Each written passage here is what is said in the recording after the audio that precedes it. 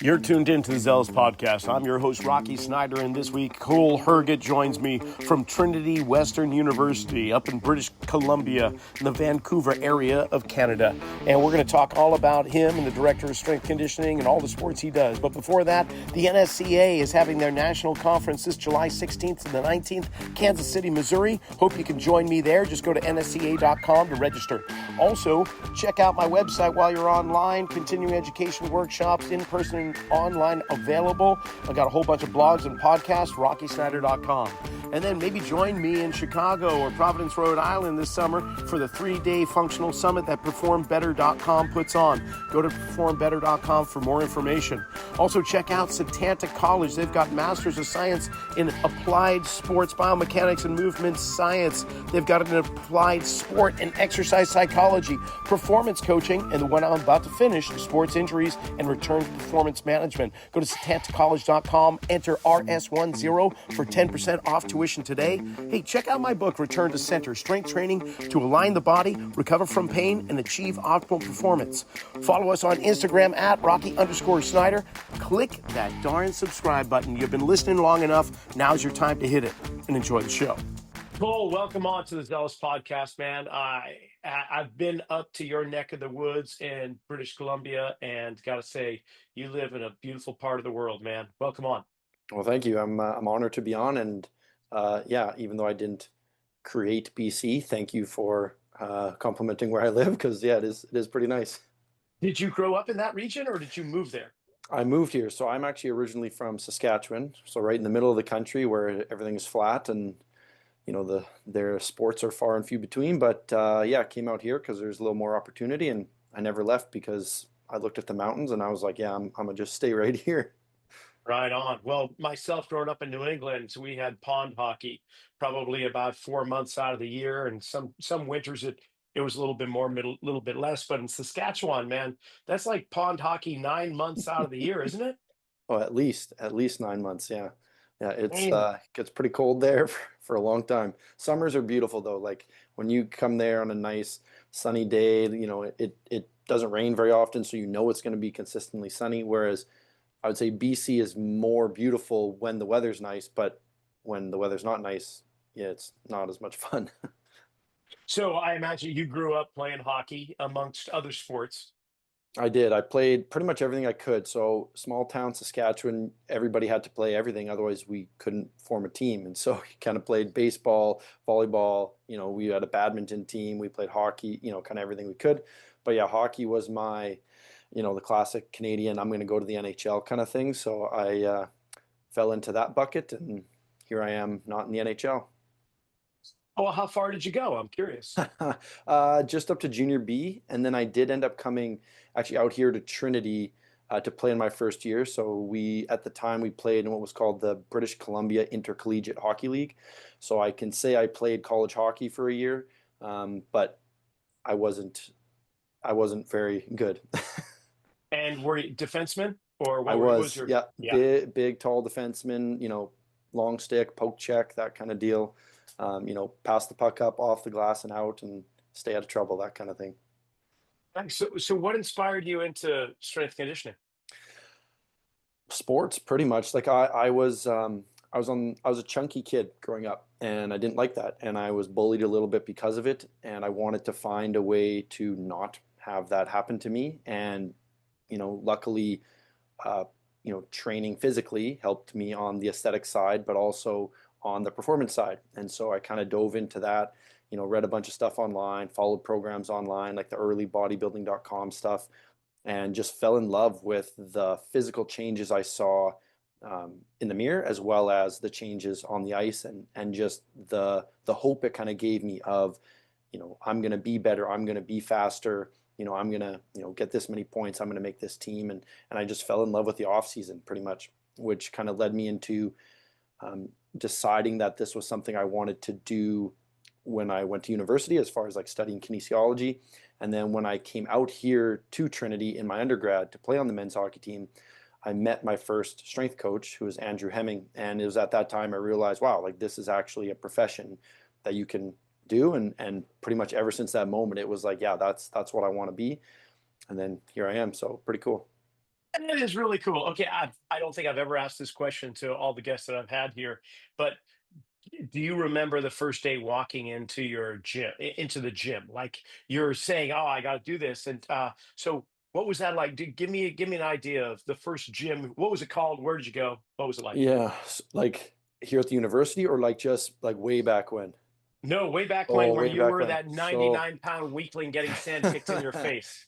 So, I actually, the first program I ever followed was Gary Roberts and Matt Nickel, who are two hockey strength coaches up here. Gary Roberts actually played in the NHL. Matt Nickel was a strength coach in the NHL and what for a long time. Anyway, but they partnered with Nike and they produced a program called The Program.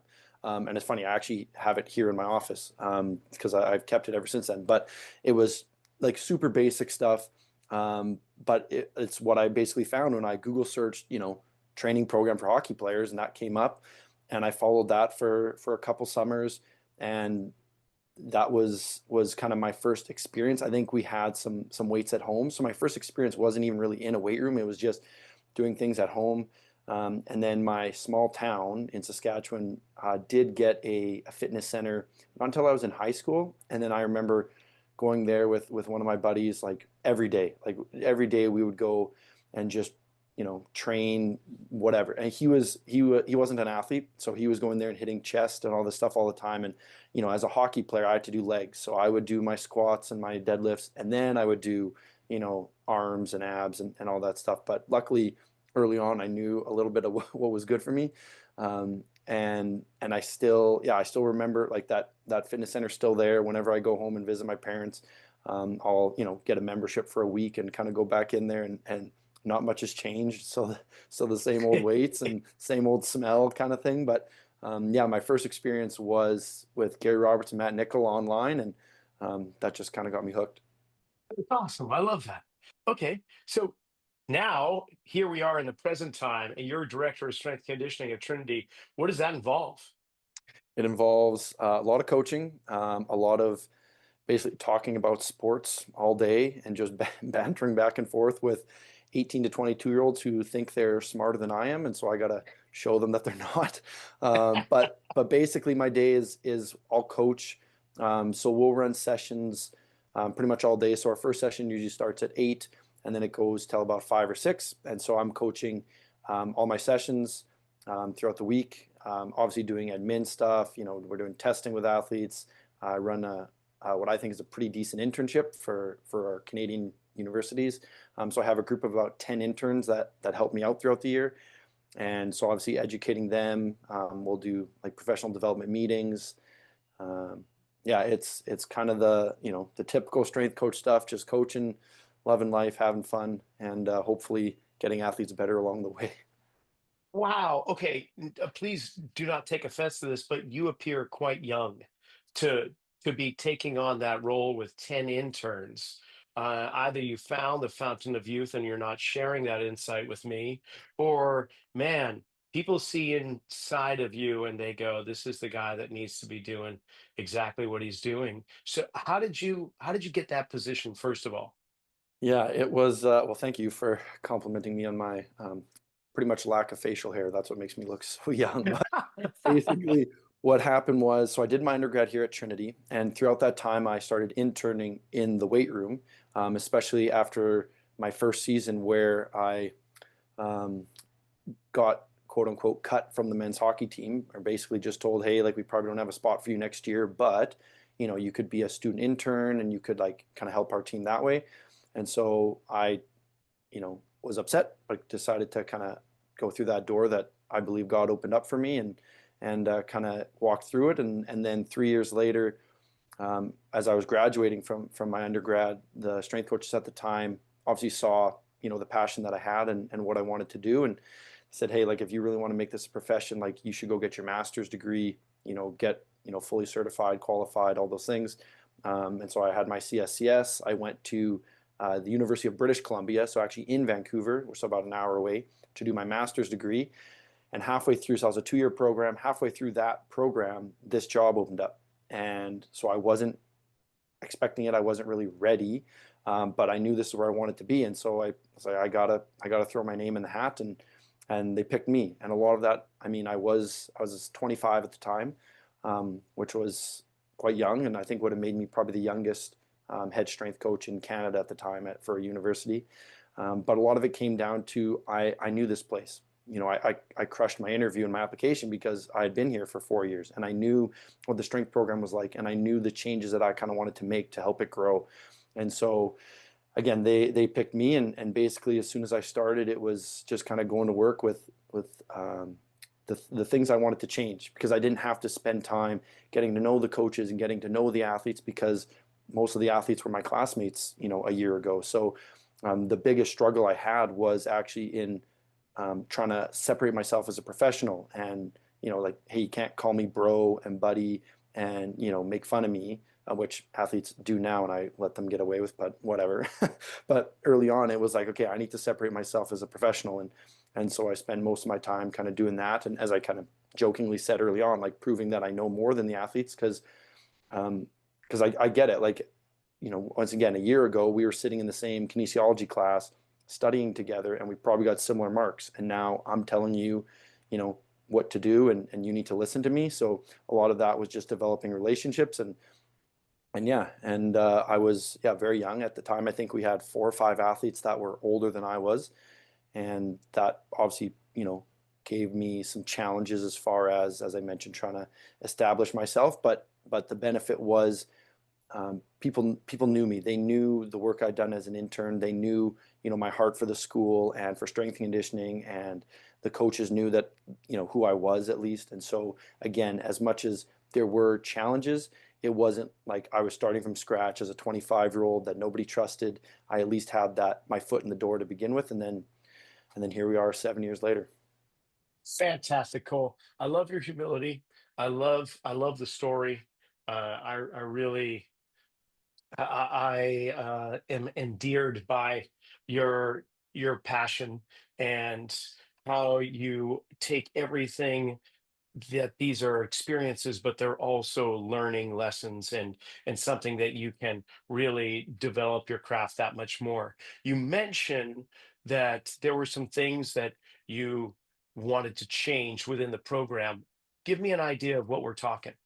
So the biggest thing was our schedule. So before I started, it was just like an open gym concept. So strength coaches would say, hey, weight rooms, open at 7 a.m. and it closes at 6 p.m., Monday to the Friday kind of thing. And you got to come get your lifts in, which made for some obviously logistical challenges from making sure that everybody got in. So it basically came down to what the sport coaches demanded. So some of our coaches, said, hey, our team is going to come in twice a week. It doesn't matter when they come in, obviously, but they're going to come in twice a week. So we saw those athletes, twice a week. Some coaches said, hey, I want my athletes to work out. And lo and behold, those athletes, never showed up, maybe showed up once. And so it was essentially a gong show. And I remember there'd be times I would intern for like 3 hours straight, and there'd be maybe 1 or 2 athletes in. And then, of course, once it was like the lunchtime break, everybody wants to work out. And so we actually had to turn athletes away because they would walk in and they would just be just slam full. And so then they'd be like, okay, I'll just come back later. And of course they wouldn't. And so they didn't get their workout in. And so the first thing I did when I came in, I said, like we need to have a schedule. We need to have some kind of organization. Number one, because, I don't want to be here for 13 hours hoping that people show up. I was recently married, and so I, wanted to spend time with my wife as well, and I couldn't just promise athletes I'd be there all the time. But a lot of coaches didn't want to jump on the bandwagon of team sessions. They didn't like, restricting their athletes to, oh, they got to come at this time, and they didn't really see the benefit. So what we did that first year was I created a schedule based on everybody's availability. So, on Monday at 8 a.m., there'd be a group of, 15 to 20 athletes that, could make that time. And then at 9, there was another group, and at 10. And so I made that schedule based on, everyone sent me their class schedule, and I picked times for them. And it was like the hardest thing I've ever done in my job. Like I would not recommend anyone doing that. And my wife helped me out a ton because she's a wizard with like Google Sheets and stuff. So anyway, she helped me out a lot. But it created a basically soundproof schedule so that I could ensure that everyone came in at least twice, or if a coach wanted their athletes come in 3 times, I knew when they were coming in. And I started taking attendance and sending that to coaches to hold people accountable. and all those good things. And it was going really well. So this is the year, this is 2019. And then of Uh, course the new year turns and COVID hits. And, we shut down for a couple months, but then when we come back, we have to train in our bubbles. And so I told our coaches, like, we have to do team sessions like that. Like my hands are tied. So we started doing team sessions, and it's been the best thing that's probably ever happened to our athletic department because all the coaches now are like, oh, we should have been doing this years ago. Like they love right? it. The teammates, like athletes love it, teammates love it. It's obvious, as you know, like it's so much easier to coach. Like there's so many positives to it that I'm shocked that we weren't doing this before. But now Yeah, now we're rolling. I I didn't want to interrupt you earlier when you mentioned that the coaches weren't really keen on having their team train at the same time. It just was it floored me. Like you want to develop a culture, you want to develop camaraderie, the team to rely on each other, and yet you're okay with just having them haphazardly come in when they want. I mean, there's a complete disconnect there, which I'm glad one of the benefits of a global pandemic is the fact that things changed for you guys and you're forced into it and they saw the error of their ways, shall we say. Well, that's great. Okay, so let's talk teams. It's not just hockey, obviously. What teams do you oversee? What are the teams at Trinity? Yeah, so we have men's and women's basketball, men's and women's volleyball, men's and women's hockey, men's and women's soccer, men's and women's rugby, and then cross country, track and field, and disc golf. So there's like 13 teams, about 300 or just under 300 athletes, depending on the time of year. And I get to coach them all. And that's Monday through Friday, or do you have the gym open on Saturdays also? Just Monday through Friday. We haven't really done any Saturday stuff. Like if athletes aren't playing on the weekend, I'll give them a session they can just kind of go do on their own. But we just go Monday, Friday.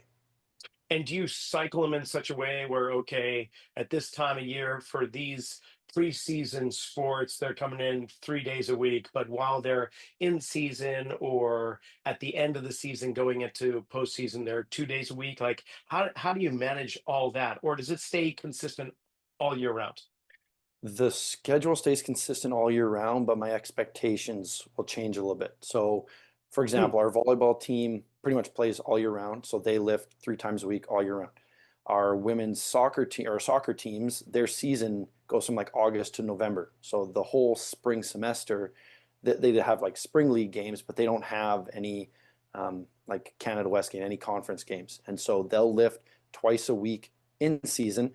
But once we hit off season, they still have only their 2 team lifts. But my expectation is that they get a third lift done. If they come and see me, because I do have some open, like some flex times on Friday, and a lot of athletes will make use of that. So I see a lot of our out of season teams in those times. But to me, I'm like if you have a gym close to your house, I'm not going to make you drive in an hour on a Friday where you maybe don't have classes. But I just expect them to get the work done, and most of them are pretty good about it. And so that's the way we run that. But we like with these 200 athletes, like we're working out of an 1,100 square foot old classroom for our weight room. So it's not very big. So I don't have the luxury of just saying, yeah, come in whenever you want. Let's get an extra session.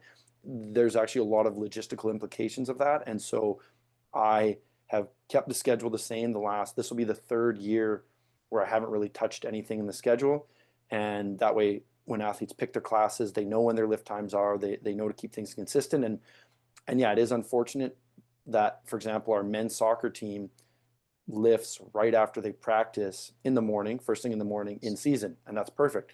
But then they're out of season, that sucks because now they got to get up early when they wouldn't normally have training. And for me, I'm like, I'm sorry guys, like you get the luxury half the year and half the year it's going to suck, but I can't swap you out because there's nowhere to swap you to. So that's kind of the way we Wow. roll.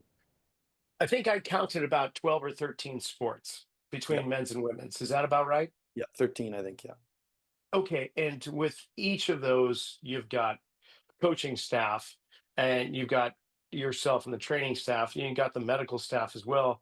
How frequently are you having touch points with all those coaches or maybe the assistant coaches? uh, at least weekly. So our sport coaches, I'll send a text to our coaches every week just to give them a heads up of like, hey, this is what's coming down the pipe. These are just so you know, we're going to start doing RDLs, their hammies might be sore, or we're going to do testing in a couple weeks, just so you know, I may need some more time, or like those kind of things, which has been a huge benefit. I just started doing that the last couple of years, because primarily I would just send emails, and I would send email updates to kind of the whole team and hope that the coaches would read them. And a lot of times they wouldn't, and they'd get upset about what I was doing. And I'm like, well, I told you, but they obviously didn't read that. So now I text them and like, hey, this is what's happening. And it's been awesome. One of the best things I've actually done, as far as communication goes. I meet with my like supervisors, like our admin, once a month, just to touch base on what's happening. I'll meet with our therapy team at least once a week. I'll make a point of going over and seeing them in the clinic and touching base on, maybe some bigger or longer term injury people, or just some things that just pop up. But as far as like face-to-face meetings, I'll meet with our coaches twice every semester. So once at the beginning, once at the end. And obviously if something comes up, we'll meet again, but I at least make sure I am contacting them once a week, so that we can just make sure we're on the same page. Okay, and now you've got about 10 interns, as you say, and you've got 12 or 13 sport teams. So I'm imagining that you delegate 1 to 2 sports per intern. They'll be in the weight room helping to keep track of lifts and athletes and so on. Is that accurate? That is not accurate at all, actually. Whoa, So cool. yeah, so that's what I thought too. So we have like 13 teams, and over the past couple of years, I've had about 12 or 13 interns, and that was my thought. I was like, sweet, one intern Yeah. per team. They'll come in during those lift times. It's going to be awesome. The first issue is we're a small private Christian school, and so we don't have that many. Like when we have, a class offered, it's only offered one time, and so that means that all of my third year interns have class at like the exact same time, and so Uh, they all come at the same time, or they can't come when I need them. And so what I've had to do is just get them to pick. So I make my interns come in. Their expectation is they come in for 3 sessions a week, so just 3 hours a week, but they get to pick and choose when those times are. And so some interns are able to pick, hey, I'm going to choose all of women's volleyball sessions, which is awesome because you can see the relationships built by the end of the semester, and just their comfortability of them coaching. And then some of my interns obviously have to pick random times because some of them also have jobs outside of this, and whatever. So that becomes a logistical issue. The other main issue is about 60 to 70% of my interns are Spartan athletes that are getting their kin degree. And so it becomes tough for me to have a men's volleyball player just be an intern for like the men's rugby team, or like that way, because well, their training times are the same as their training times, and it just becomes this gong show. So what ends up happening is I've got like 3 interns during a lift where there's not many athletes because there's no classes, and then when there's classes and people are busy and whatever, I don't have any interns when I need them. So I'm trying to workshop it to get maybe more interns, or just have like for me an ideal scenario would actually to have like non-athletes be interns, more of them, because I like growing the reach of Spartan athletics. I like bringing more people in, and so if it's just the athletes, it's like, well, they're already in here, with me 2 to 3 hours a week, and so they make great interns because they know what to expect, they know what I'm expecting, they know what the lifts are. It's easy, but I like having non-Spartans as well, because then I can ask them to go do other things as opposed to knowing, well, they got practice or they just came from practice, and all these other things. So you made a great assumption, and that it is the way I wish it was, but that's not the way we do it here.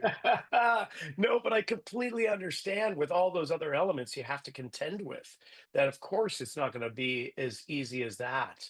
So do you have, well, like you say, you meet with the coach at the beginning of the year and at the end of the year. Is that kind of how it works with the interns too? Because otherwise you're just kind of they're all spread out and you're putting your hands on whenever you can, or making connections with them. But how does it work? You just get them all together at the beginning of the year and then have some type of celebration at the end? Actually, we do a little bit more frequently. So we do monthly Pro D meetings. So we'll do one like right away, almost like a training camp, right when they show up on campus, just to kind of outline, hey, this is what's happening. This is, how you coach and spot and cue, and just kind of some basic things. So they're at least a little bit useful. And then once a month, we'll tackle a different topic. So I've got a curriculum I kind of go through. So the first one, like we'll do some more stuff on coaching. We'll go through warm-ups. So then they can lead their own warm up. Then we'll go through testing so that they can help with testing a little bit better. And then once we get to December, so our Christmas break, I take them on a field trip and we'll go to, I like to take them to another university because there's a few in the area. Just that way because we obviously have a small space and we run things a certain way, but I want them to experience what other universities do and get to chat with those coaches and make connections that way. And then we come back in the new year and we talk about programming for 2 months or two like sessions in a row.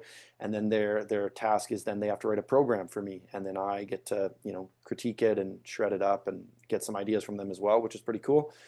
Then we go over some like career stuff because again, a lot of my interns are going to be in their third or fourth year graduating. They don't know what they're doing. And so I'll talk to them about, resume and interview stuff and how to apply and kind of just offer any help that way. We'll talk about like speed and conditioning specifically because I know especially here, like a lot of our undergrad kin courses focus on the strength side and the power side, but not enough about like how do you get athletes faster or how do you get them fitter for their sport. And so we spend some time on that. And then again in the spring during exams, we'll go on another field trip. And for there, I like to take them to a non-university setting. So whether that's a private or we've gone to like a physio clinic before, just trying to again expand their mind beyond our weight room here, but also just beyond the university. Because again, the university versus the private side is very different. And so I want them not to just think, oh, wow, I was a good intern in Sparta with Cole. I'm just going to be amazing when I work one-on-one, with Gen Pop people. And it's like, that might be the case, but it's a very different thing. And I just like to expand their horizons that way. And then at the end of the school year, I'll meet with my next year's intern crew. So I do my intake for my interns around our spring break, which is like in the end of February. And then so in April, right before our semester ends, I'll meet with, for example, I've met with my 2025, 2026 crew. Hey, these are some things that I'm going to send you over the summertime. Here's a heads up for next year. And then now it's kind of just crickets. I'll send them some articles and stuff, but it's pretty much crickets until September. How many applicants do you get compared to how many spots you have? Usually I only have to cut a couple people. So in the past, like my first few years, it was like I got 6 applicants. Okay, I need all 6 of you. Whereas now it's grown to where I'll get, maybe 12 to 15 applicants. And so I'll take again 10 to 12 people. If there's been years where I've taken all 12 because they're all good. I'm not going to turn anybody away if they're good. But over the past couple of years, there's been a couple people where I've had to not take them, which as someone who is more of a pacifist, or I don't like conflict. I don't like, getting in people's face. Having to not take someone makes me really respect what our sport coaches have to do on a weekly basis of saying, hey, Rocky, you're not playing this weekend. And then have to do that, maybe 5 or 6 athletes and do that every single week. Like, man, that's tough. Like I could not do that. So I'm thankful I get to stay in the weight room and be like, yeah, you're doing a great job. I hope you play this weekend. Wow.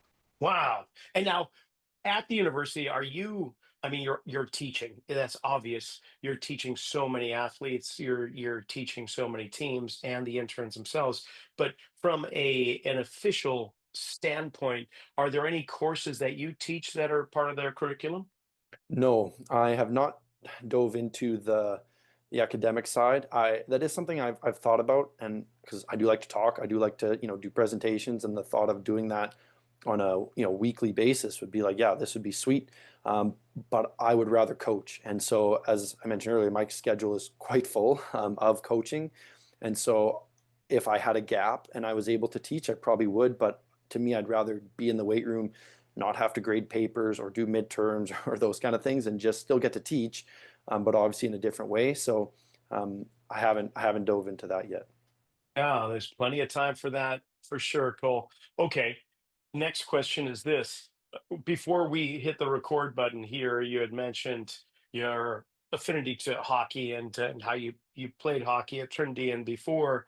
And when it came time for uh, strength conditioning for all the teams that you oversee, hockey was one of the most challenging ones, which surprises me. What was it, or what still is it, that you find most challenging about hockey S&C?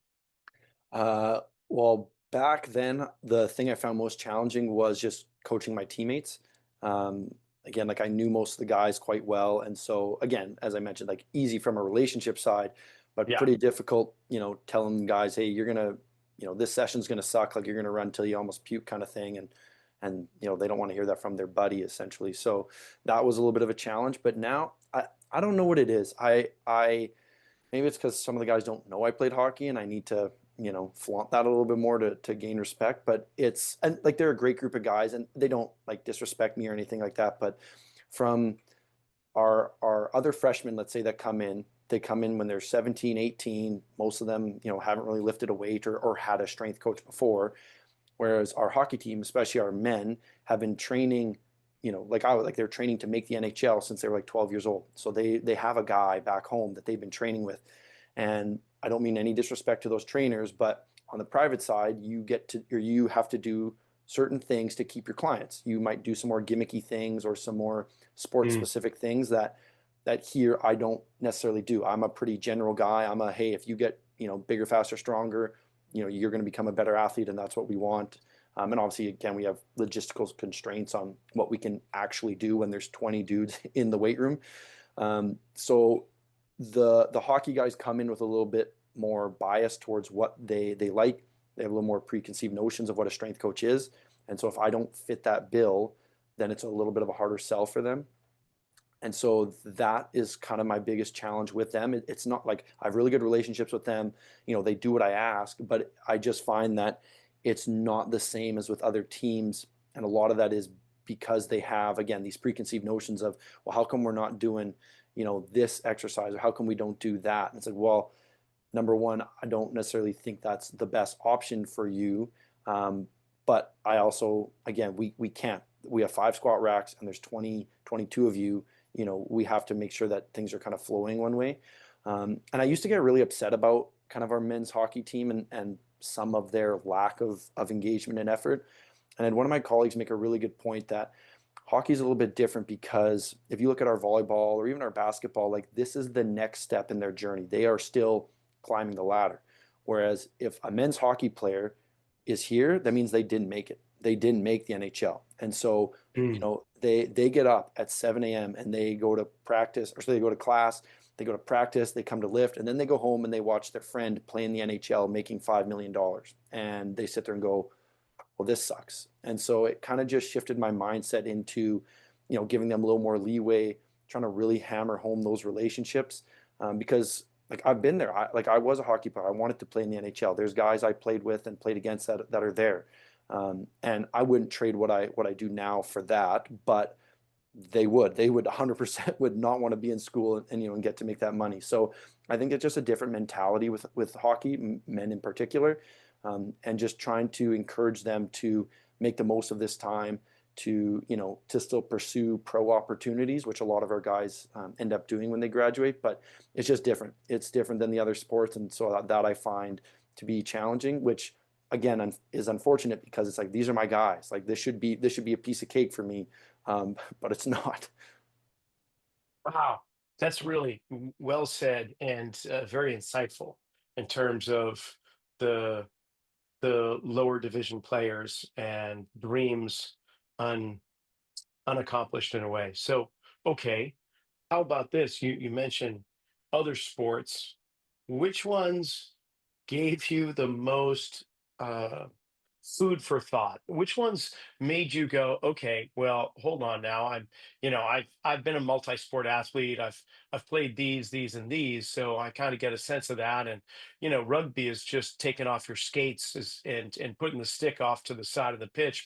Uh, but I'm thinking like disc golf uh, and track and field. Like, which ones made you go, okay, let's roll up my sleeves and figure out what we're gonna do here?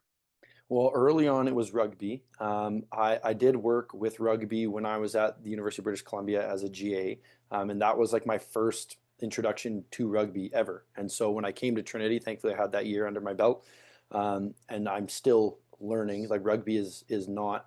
I can't speak rugby like I can speak hockey, and so I have to work a little bit more at rugby. But thankfully, I've had 5, 6 years under my belt with that, and I've clashed with our rugby coach a little bit, especially early on. And thankfully now we're in a good spot and he trusts me and I trust him and we're kind of rolling there. But disc golf 100% is yeah, the story with disc golf is I'm standing in the weight room coaching a session, and our athletic director walks in and he says, "Hey Cole, what do you think about coaching a new breed of athlete in Sparta?" And my first thought was like, "Oh wow, two of our alumni had a baby, and it's like the next generation, and he's going to make this announcement." And he goes, "We're going to get a disc golf team." I was like, "Oh sweet." I didn't even, the only thing I'd ever heard about disc golf was some of our volleyball players like to play it in the off season because it's easy on the joints. And so immediately I was like, okay, well, I better research this. Well, guess what? There's no research on disc golf athletes. So I'm talking to baseball coaches. I'm talking to people that work with Ultimate Frisbee, and just trying to understand the game, trying to understand the movements, like how to, biomechanically, what does this even look like? I have since gone out and played disc golf a little bit so that I again can understand. And our team has been amazing that way. So a lot of our disc golf athletes they're playing disc golf because they didn't play other sports, or they weren't successful at other sports. No offense to them, and they know this, and I love them, but they're not the most athletic kids. And Yeah. so they they have been really good. But they're like the nicest kids ever. So they don't have weight training experience. So when they come in, because everyone always asks me, well, what do you do with disc golf? We do goblet squats, we do push-ups, we do chin-ups, we do all the basic stuff to begin with, and then obviously we branch out a little bit. But they're really really good at teaching me. Like every time they came in the weight room, especially for the first few months, I was just peppering them with questions, trying to understand things. And then eventually they're like, well, just come play around with us. And so I've gone out a few times and played with them, which if strength coaches haven't done that, maybe not with disc golf, but with other Uh, sports, I would 100% recommend it, because when athletes are in the weight room and they've walked in and they've never touched a weight before, that's pretty intimidating. And you are there to teach them. So now to flip it around, that was me now. I've never thrown a disc, aside from like playing frisbee, I've never thrown a disc golf disc, and I don't know what I'm doing. And now those athletes are there to teach me. And so it really kind of flip things around and allowed me to see the way they see the weight room a little bit, which was pretty humbling. And because most of the other sports I've played before growing up, whereas like disc golf, I said I hadn't. And so that was a really good teaching moment for me. But even now, like I'm still researching things on disc golf. I'm trying to understand, because there still isn't a ton out there. There's not a ton of people working with disc golf, so I can't just like call up my buddy who's also doing it. It's like it's just me from the university side and maybe a couple people doing it from the private side. But to answer your original question, disc golf is the one that, yeah, it makes me kind of scratch my head and try to understand a little more. Thankfully, it's not the most complex tactical sport like rugby or soccer, where it's like if you sure. can literally understand the throw, you understand disc golf. So Sweet. thankfully, that's been that. Yeah. Yeah, just coincidentally, here in Santa Cruz, California, we have one of the top-rated disc golf courses up at De La Viega Golf Course. In fact, they've had the World Championships here, I think more on one occasion. We've actually Nice. got some really nice courses around here. I have walked the courses and played a few times. It's not my go-to sport, but there are some athletes around here that are quite accomplished. It's definitely a different pace and a different type of athlete for sure. And happy to share some little insight after we get off the show here. But all right, and then I'm really surprised also, kind of going back to something you had mentioned, and it was actually about your volleyball teams. They play year round. Like, and so you train year round. I'm imagining there's some type of off season, there's some type of downtime, but it's probably a very limited. How do you handle that? How do you program a full year round athlete?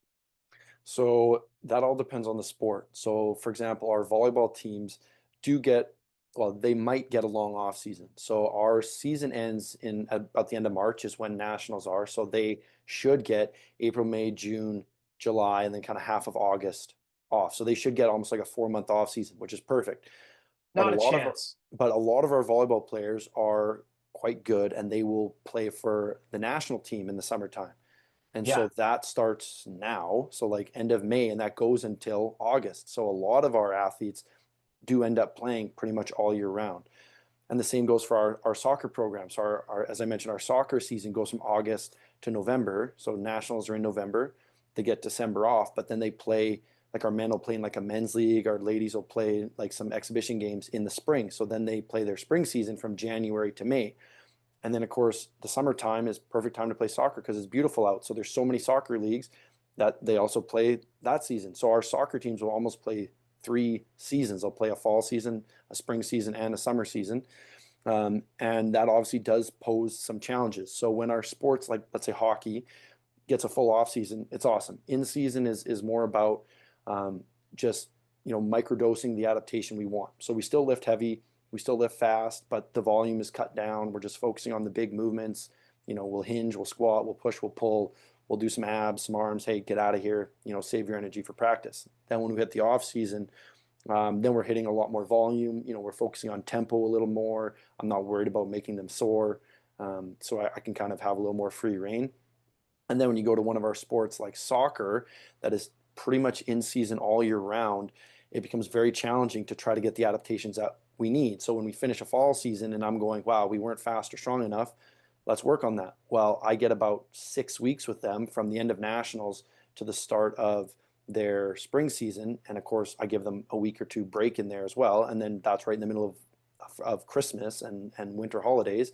And so they maybe get like 2 or 3 good weeks of training, and then they're into their spring training season, which for a lot of the girls that don't play much in the fall because they're maybe a bench player or they don't make the starting roster, they'll play more in the spring. And so then it almost like flips, and now they're playing a bunch, and so now I got to back off on them. And then in the summertime, everybody's playing, and so it just becomes this weird, like, hey, we get a week here, let's hit them a little bit harder here. Hey, we get a week there, let's go. And so I just try to minimize the amount of interference I'm having with our practices and our games. And what that looks like is I keep kind of the same kind of template. Like we'll sprint, we'll jump, we'll do throws, we'll squat, we'll do, push-ups, bench. Like we do all the main exercises, but where let's say our rugby team might be doing like a 4x5 on their squat, with a 5-second eccentric or just something crazy like that because they like to do crazy stuff. Our soccer team's maybe doing 2x3, or they're doing a set of 5 as a warm-up, and then they're doing a heavy set of 2 or a heavy set of 3 on their squat, and then that's it. Now we move on to something else, because that allows athletes to still hopefully at least maintain the qualities that we're trying to get. And obviously, the research shows you only need one good set or one set to failure to make gains and whatnot. And the issue is a lot of our athletes aren't training to failure because they're scared of being sore or they don't know what failure is. And so it just becomes this balance between educating athletes on why I'm asking them to do this, but also having to ask them to do it quite regularly, so that they're maintaining those qualities. And some athletes get it more than others, and some coaches get it more than others. And so it definitely is a challenge when, again, there's 300 kids, there's 13 coaches, and so it's I basically have to wear 13 different masks and have 13 different cultures and all those things, and try to balance that. Wow. And so with your university, and I'm going to make some potentially false assumptions once more here, is that we'll take like NCAA Division I universities. They have a tremendous amount of resources at their disposal when it comes to monitoring load and volume and fatigue within their athletes. And you've kind of given me a little bit of insight as to just getting a feel for where they are and so on. But do you have resources at your own disposal aside from the very valuable experiential knowledge that you have? Do you have tools that help you, whether it's just simple spreadsheets or monitoring their lifts on a regular basis and creating some type of graph? Do you have wearable tech? Like, how do you, with the resources that you have, what are the best ways that you monitor athletes' fatigue and their volume and load? Well, the best thing I use is I go up to athletes and say, "Hey, how you feeling today?" Because that's free.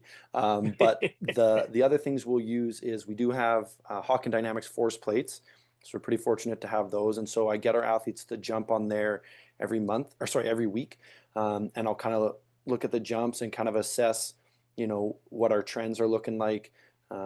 that way. So that's kind of one way. Our women's soccer team does have GPS monitors, so they'll wear those. And so again, every week I'll Okay. kind of pour over that data and look at that. But no other team has any kind of wearable tech at practice.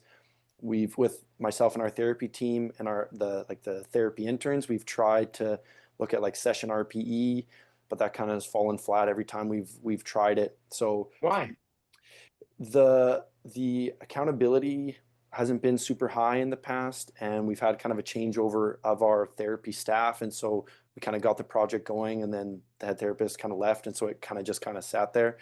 But a lot of it, I think, just came down to athletes not, or us not doing a good enough job of educating athletes on what the RP, like what a 7 out of 10 is, or 8 out of 10, and those kind of things. So that we currently don't do that, or we might do that with one team, but I'm not super involved with that. But our main things are, again, just asking athletes how they're doing, getting them to do a jump, so to see if their subjective matches the objective, and then we do have GPS with our women's soccer team. We also have velocity-based training units, and so I'll use that, Oh, especially in the spring season or once we hit the new year as we prep for playoffs. As I use it as a way to taper and to peak our athletes, but it's also a really good tool for them to assess.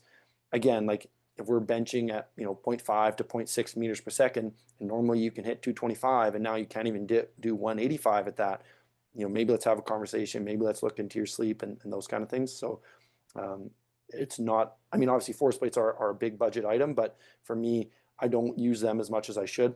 For me, my biggest value is looking someone in the eye and asking how they're feeling, or just watching them warm up, watching them move, because you can tell a lot from somebody's body language and from the way they respond to you is kind of my biggest thing. And so that's the biggest tool, I would say.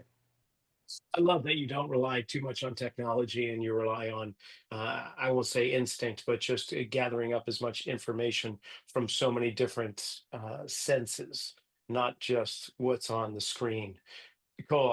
I'm loving this conversation. I really am, and I'm excited for you and your position there, and for the athletes that train under you. That's fantastic. If people want to get a little bit more insight, or do you do social media? Can we follow you on Instagram or any of the other kind of sites? Absolutely. So we do have an Instagram. So our TW strength and conditioning program has that. So we're at TWU strength. But I pretty much run that. So like if you DM that, like I'll get back to you kind of thing. But that's where I'll post a lot of our educational pieces, post some stuff about what we're doing in the weight room. Myself personally, I'm on LinkedIn. So if that's, what you want to reach out to, so just my name, Hergott, I think. And then on Twitter, it's at C Hergott 94. I don't post a ton of stuff. I more just share what other smart people are doing on there. But that's also another way you can reach out. Sweet, man. Well, this time has flown by. You're obviously quite adept at communication, and I hope that a spot opens up in a teaching position there, because I think that the students would very much acquire a lot of experience and knowledge from what you've already accumulated yourself.